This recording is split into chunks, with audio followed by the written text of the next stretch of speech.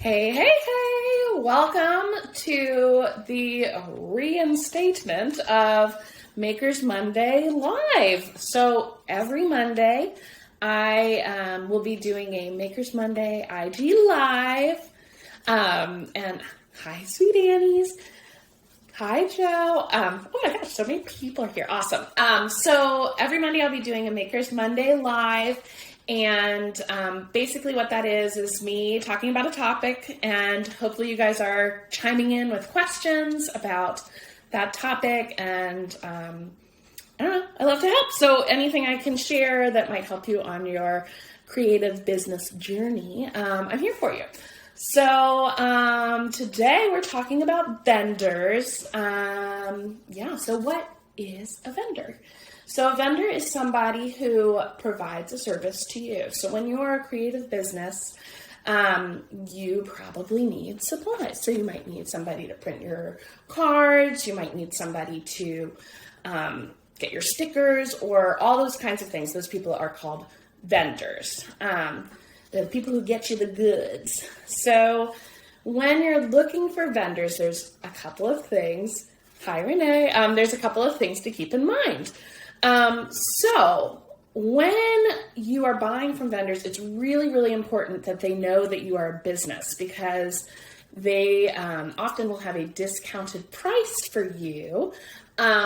So you, once you have your business license, you can apply for it has different names. It's called a reseller's permit, or here it's a reseller's permit. Sometimes it's a wholesale license, but what that is it's a form, and you can get it on your state's website.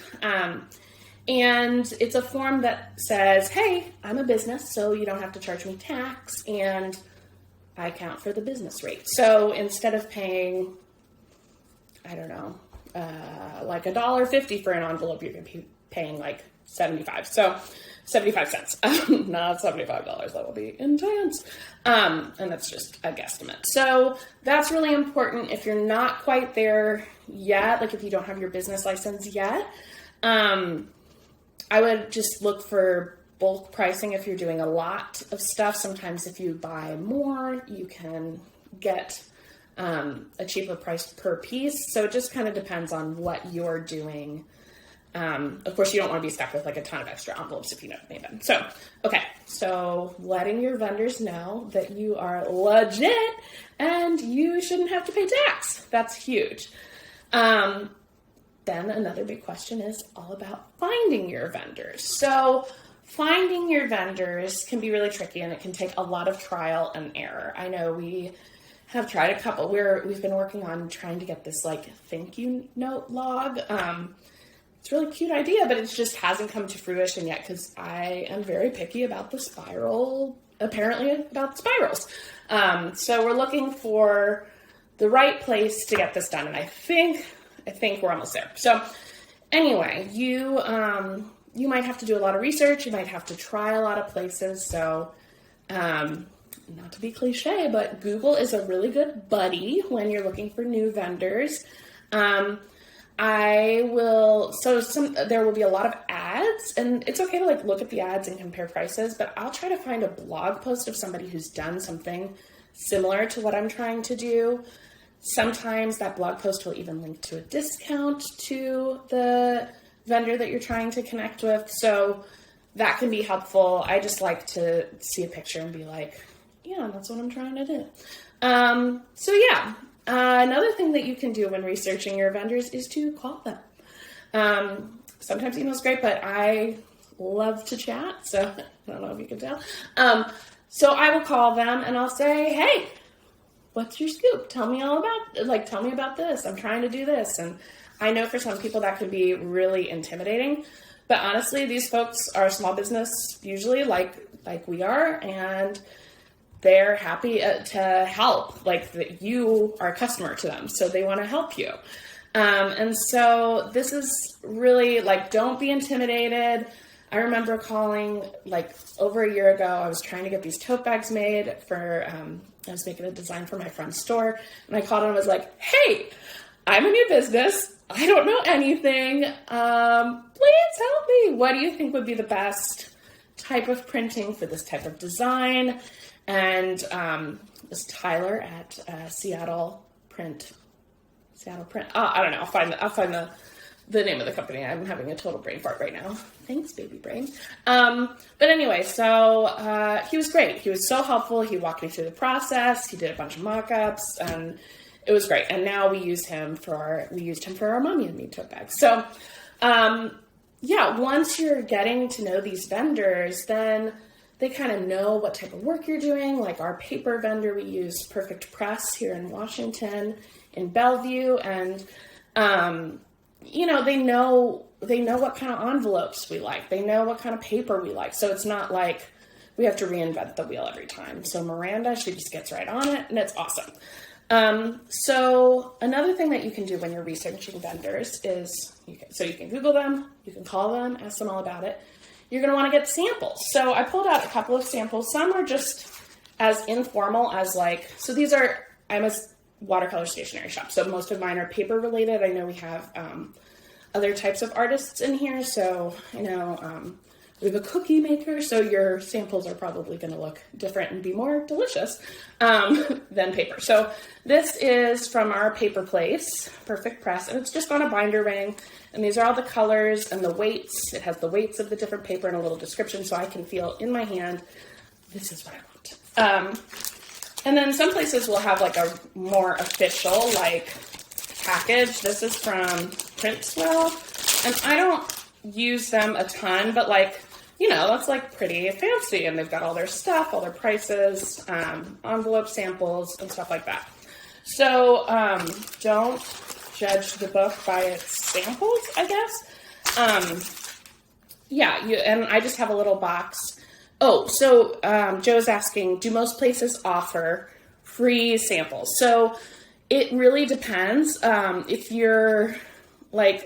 If it's, I don't know, I found local places will offer free samples, but if you're just some rando, maybe inquiring through email, sometimes you'll have to pay for them. I got some samples of some kind of funky envelopes, and those ones are a little bit, I don't know, it's more than just a plain envelope, so I had to pay to get the samples for that.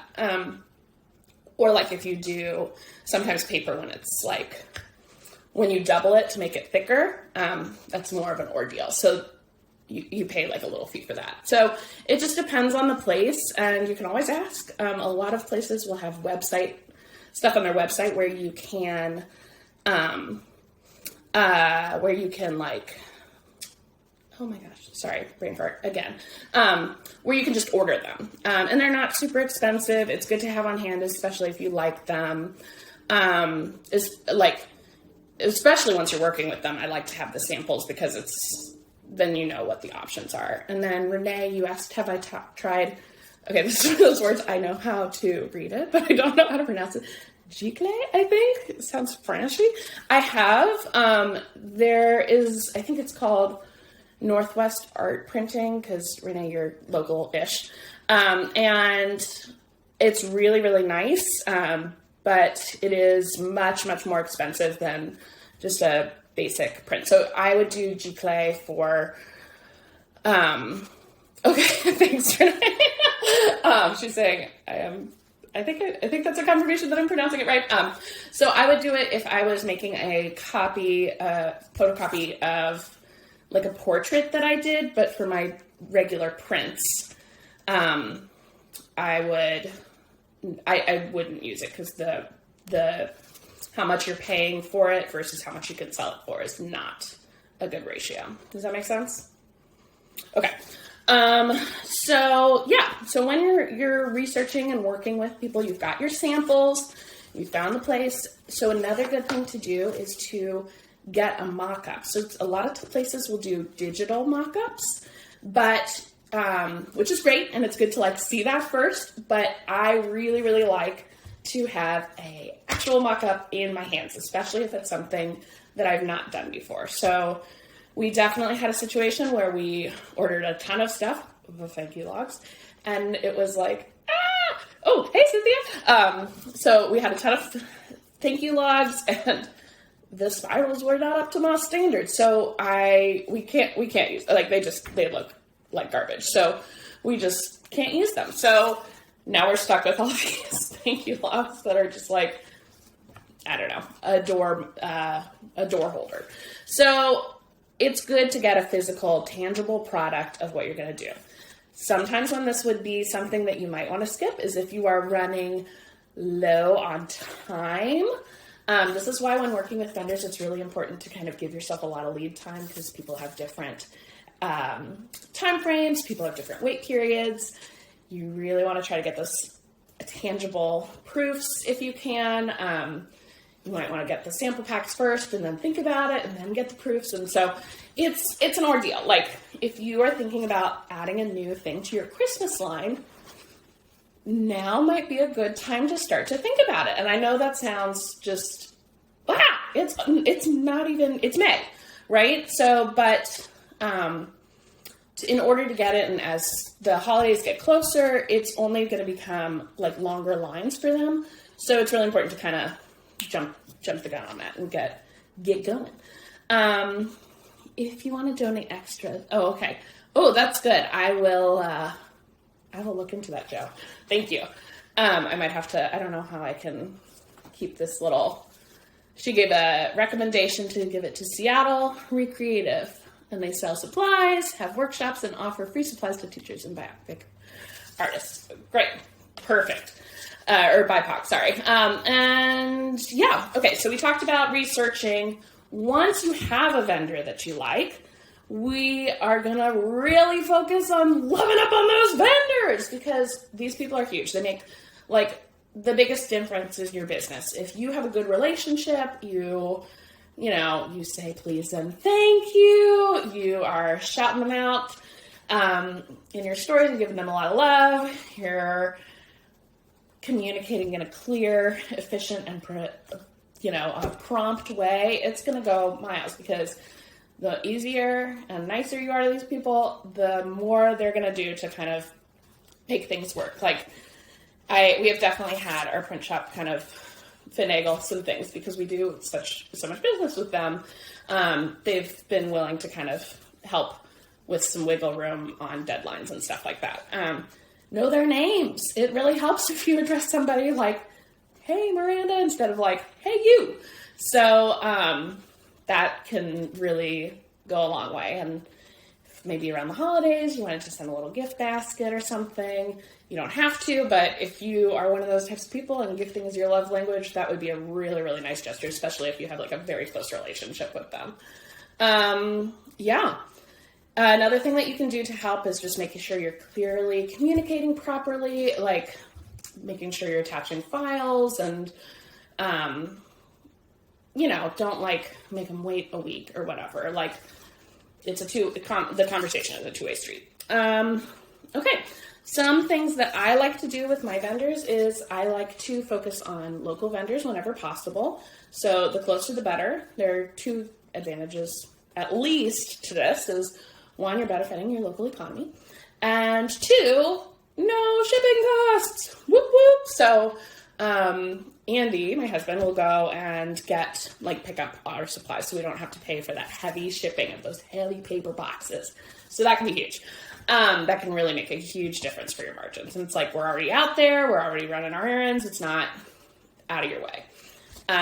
If it's going to be something where you're driving like an hour and a half, then it's in traffic and you have to go out of your way and you weren't going to be there anyway, then maybe shipping versus your time is worth considering. So that's kind of a you question. Times when you might not want to go local is if there's something that is better for your margins. So if it just makes more sense financially to maybe do something in a different state, or we try to keep everything in the US. I think we've gotten one thing from Canada, our tissue paper, but beyond that, like, we really try to keep it in the US, but that's just my personal philosophy, and to each their own. So if you found a place and you like them, do it. If it's better for your bottom line, at the end of the day, we want to make money, right? And as you're looking, I know we talked about Googling and researching. Another thing that you can do is asking your business friends, so people who are doing similar things as you. So this is like a fine line. Something that I learned while becoming a part of this community is some people really like to play their cards close to their chest, like aren't super into sharing, and a lot of times people asking are like being like, hey, what pen did you use, or whatever, is like, because they get these questions all the time, and sometimes it's like kind of proprietary knowledge, right? They did the research, they did the time, they really want to protect that, and that's totally makes a lot of sense. So as you're thinking, especially if you're new to this game, think about starting to develop so there's difference of people like who your business friends are, right? Like you would, non-COVID times, or if you were local, you would like go grab coffee and be like, hey, how's it going? What's going on? Versus like, oh, I like your stuff. What are you using? Does that make sense? So I have a couple business buds that I feel comfortable asking, like Jill from Studio Soprano. She had a contract for an assistant, and she was happy to share that with me because we have like a business bud relationship. Whereas I wouldn't go ask like, I don't know, Jenna Rainey, because she's like, I follow her from afar. And we don't have a personal connection. So that's something to consider. Another thing that you can do is, I can't hype this enough, Biz Birthday Bash is the podcast. So with Cammie and Elizabeth. Renee, I would love for you to take me to coffee. That would be so fun. One day. Yeah, so Cammie and Elizabeth from Biz Birthday Bash, they have created an A to Z directory, and this is basically, it's like everything you could possibly think of for like stationery world stuff and beyond. So like ribbons, vintage stamps, zipper pouches, all kinds of crazy stuff. So they have a list.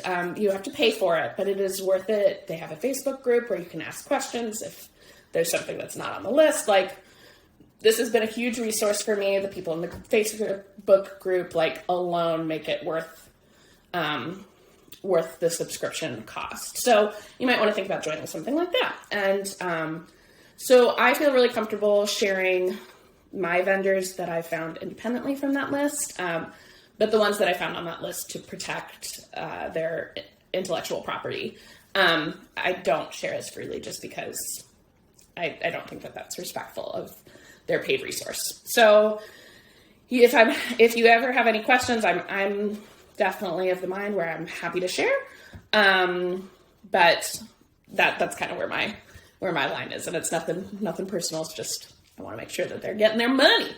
So yeah, as a little way to wrap this up, I'd just like to give a shout out. If you are local to Washington, Perfect Press in Bellevue has been an absolute delight to work with. They do a great job. They have lovely paper options, and they're really great at responding promptly and getting all of our paper needs done. They have a lot of capabilities there at their shop. So I just wanted to hype some local vendors.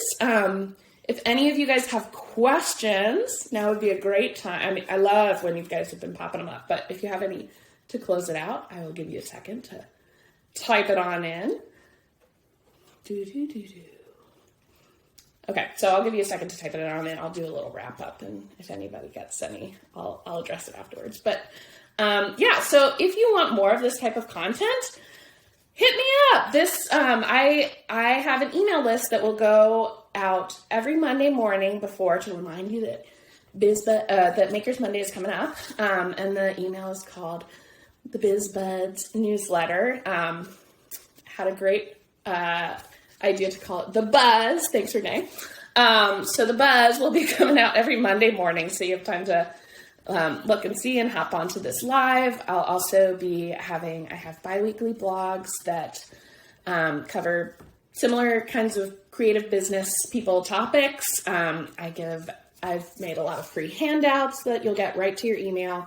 So you won't miss a thing. You'll get all of the goodies that I create, and it's just for you guys. So, yeah, I want to make sure that I'm hooking you up. I love to share this information, and I'm excited. Thank you for joining me on this journey. So let me look really quick. I forgot what next week's topic is. Makers Monday. Oh, so next week I'm going to be talking about prepping for a YouTube channel because we're filming our first video today.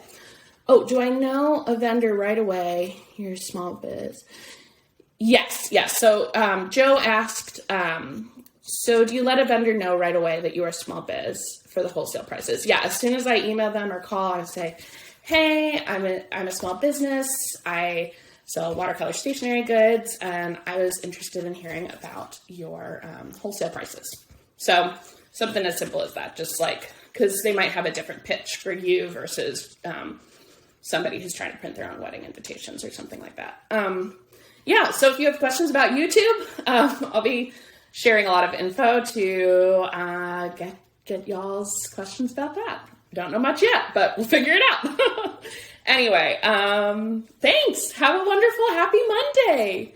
Go Biz Buds! Bye.